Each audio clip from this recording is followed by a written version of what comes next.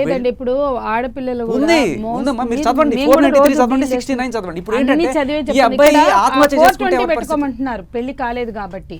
Living together లో ఉన్న ఆడపిల్లలు మగ ఇప్పుడు లివింగ్ టుగెదర్ మేమైతే ఏం చెప్తామంటే లివింగ్ టుగెదర్ లో ఉన్నాక నీకు కూడా ఇష్టమైతే కదా రిలేషన్షిప్ లో ఉన్నావు, పెళ్లి అనే ప్రామిస్ ని బ్రేక్ చేశాడు, దానికి నువ్వు అట్లా ఇప్పుడే వద్దన్నాడుతో ఏందమ్మా లైఫ్ అని మేమే చెప్తున్నాం. రెండు, దాన్ని లాయర్లు ఏమని అడ్వైజ్ ఇస్తున్నారు, తను చెప్పినట్టు లేదు. లాయర్లు ఏమి ఇస్తున్నారంటే రేప్ కేసు పెట్టమంటున్నారు. మా దగ్గరకు వస్తే వినండి, పోలీసులో లాయర్లు ఇద్దరు చెప్తున్నారు. నేను చెప్పనా, పోలీసులు లాయర్లు డ్రాప్ చేసి ఇచ్చిన చూపినా మీకు. పోలీసులైనా లాయర్లైనా రేప్, ఎందుకంటే పెళ్లి కాలేదు, అతను పెళ్లి చేసుకోని అంటున్నాడు కాబట్టి అయితే నువ్వు రేప్ చేసినట్టు. అంటే నేను చెప్పేది ఈ మోరల్ అండ్ అనెథికల్.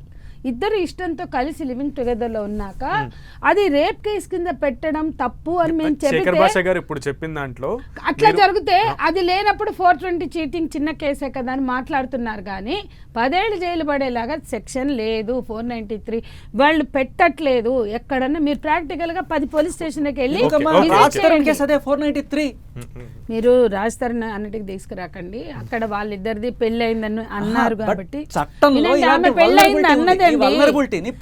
మీరు 100 కేసులు తీసుకుని స్టడీ చేయండి. ఆమె అక్కడ పెళ్ళయింది అన్నారు కాబట్టి ఆ పాయింట్ ని కన్సిడర్ చేసి పెట్టారు. మీరు అదే అన్నిటికీ అప్లై చేయకండి. ఆమె పెళ్ళయింది అంటుంది కాబట్టి ఇప్పుడు ఓన్లీ లివింగ్, ఇప్పుడు పెళ్ళయిందా కాలేదా అనేది వేరే పారామీటర్స్ చూడాలి. ఇప్పుడు నేను 100 కేసులు నేను తీసుకుంటా లివింగ్ టుగెదర్ లో పెట్టిన కేసులు ఏవి ఎక్కడ పెట్టారో చూడండి మీరు.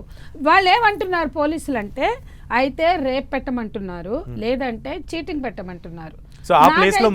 మా దగ్గరికి వస్తే మేము అసలు రేప్ ఒప్పుకోవట్లేదు. ఎందుకంటే కలిసి ఉన్నాక అది రేప్ ఎట్లా అవుతుందని మేము మాట్లాడుతున్నాం. చీటింగ్ పెట్టుకోండి, ఒక మనిషి మోసం చేస్తే చీటింగ్ పెట్టుకోండి అంటున్నాం. ఆ మోసం చేసే మగవాడి కోసం ఎందుకంటే అందుకేనండి నేనేమంటున్నాను ఆడ మగ ఇద్దరు పెట్టుకుంటున్నారు. సంజయ్ గారు అతను ఈ 12 పాయింట్స్ చెప్పాడు, తన డిమాండ్స్ కింద 12 పాయింట్స్ని చెప్పాడు. అందులో ఒకటి తన పిల్లోడిని తన తల్లిదండ్రులకు ఇవ్వాలని, వాళ్ళు ఇంకా బాగా వాల్యూస్తో ఎథికల్ వాల్యూస్తో పెంచుతాడని తను మెన్షన్ చేశాడు. ఒకటి అది సాధ్యం అవుతా? చట్టం ఏం చెప్తుందంటే తల్లి తండ్రి ఇద్దరులో ఎవరు బతికుంటే వాళ్ళ దగ్గర ఉండాలా. ఇది వెరీ పేట్రియార్కల్ థింకింగ్. నా కొడుకు కాబట్టి మా అమ్మ నాన్న దగ్గరే ఉండాలి అనేది అది పేట్రియార్కల్ థింకింగ్. చట్టం ముందు తల్లి తండ్రి ఎవరు బతుకుంటే వాళ్ళ దగ్గర పిల్లలు ఉండాలని. ఓకే ఇంకొకటి, ఇది న్యాయం జరిగేంత వరకు నా అస్థికల్ని నిమజ్జనం చేయొద్దు.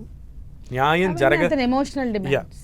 జరగకపోతే కనుక కోర్టు బయట నా అస్థికల్ని కలిపేయండి అని అన్నాడు.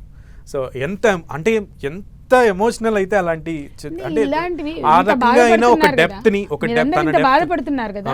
ఇలాంటి డిమాండ్స్ తో లెటర్ రాసిన ఆడవాళ్ళకి కూడా ఉన్నాయి, అవి కూడా తీసి చర్చ పెడితే మీకు అర్థమవుతుంది.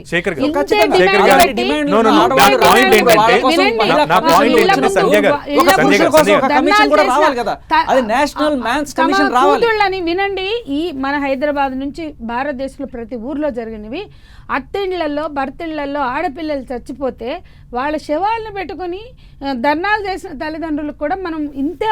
ఒక స్టాటిస్టిక్స్ చెప్తాను మీకు.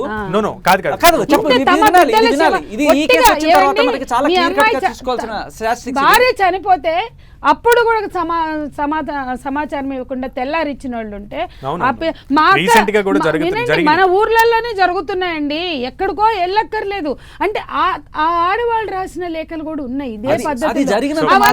ఇలాంటివి మనం తీసేయాలనుకోకూడదు. ఇలాంటి వాళ్ళని ప్రొటెక్ట్ చేయడానికి ఉమెన్స్ కమిషన్స్ ఎలా వచ్చాయో ఇలాంటి వాళ్ళని ప్రొటెక్ట్ చేయడానికి కూడా మెన్స్ కమిషన్స్ రావాలి. నేషనల్ మెన్స్ కమిషన్ రావాలనేది నా ప్రధానమైన డిమాండ్. దీంతో